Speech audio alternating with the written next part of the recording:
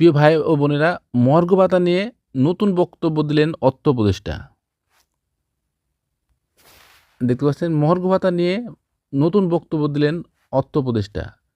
দৈনিক ইত্তেফাক থেকে তথ্যটি সংগ্রহ করা হয়েছে। তো কি বলছে অর্থ উপদেষ্টা সেটা আমরা দেখব।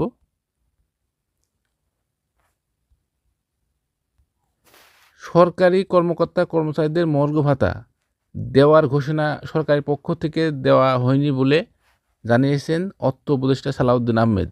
তিনি বলেন, সরকারি কর্মকর্তা কর্মচারীদের মর্গ ভাতা দেওয়ার বিষয়ে কে ঘোষণা দিয়েছে আমি জানি না। মঙ্গলবার 28 জানুয়ারি সচিবালয়ে সরকারি ক্রয় সংক্রান্ত উপদেষ্টা সচিব কমিটির বৈঠক শেষে সাংবাদিকদের প্রশ্নের উত্তরে তিনি একথা বলেন। সরকারি চাকরিজীবীরা কি মর্গ ভাতা পাচ্ছেন? সাংবাদিকরা এমন প্রশ্ন করলে অর্থ উপদেষ্টা বলেন, মর্গ ভাতার বিষয়ে এখনও আমরা কোনো সিদ্ধান্ত নেয়নি। তাহলে কি মর্গ ভাতা বিষয় থেকে সরকার সরে আসছে? এমন প্রশ্নের উত্তরে পাল্টা প্রশ্ন করেন, মর্গ ভাতার ঘোষণা কে দিল? সাংবাদিকরা জানান, জনপ্রশাসন সচিব নিজেই মর্গ ভাতা দেওয়ার সিদ্ধান্তের কথা জানিয়েছেন।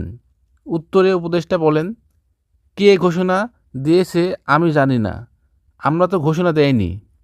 অর্থ মন্ত্রণালয়ের কাছে প্রস্তাব আসলে তারপরে সিদ্ধান্ত নেব, দেব কি দেব না।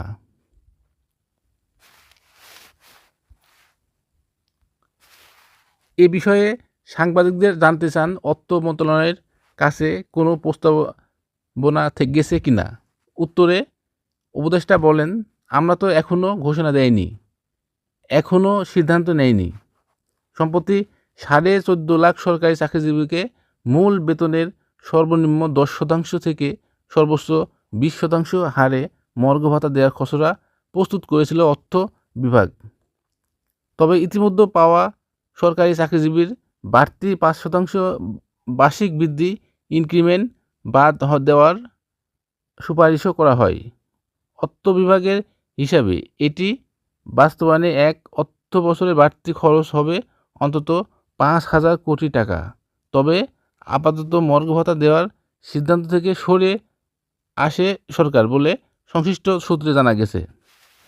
প্রিয় বন্ধুরা, এখানে আপনারা ক্লিয়ার জানতে পারলেন যে অর্থ উপদেষ্টা মর্গ ভাতা বিষয়ে যে তথ্য দিয়েছেন, যে এমন না যে আমরা মর্গ ভাতা পাবো কি পাবো না, হ্যাঁ, পাওয়ার সম্ভাবনা আছে। তিনি কিন্তু ক্লিয়ারেন্স করেছে যে আমরা এখনও সিদ্ধান্ত দেয়নি। তার মানে কি, তারা সিদ্ধান্ত এখনও দেয়নি কিন্তু দেবে। মর্গ ভাতা আমরা অবশ্যই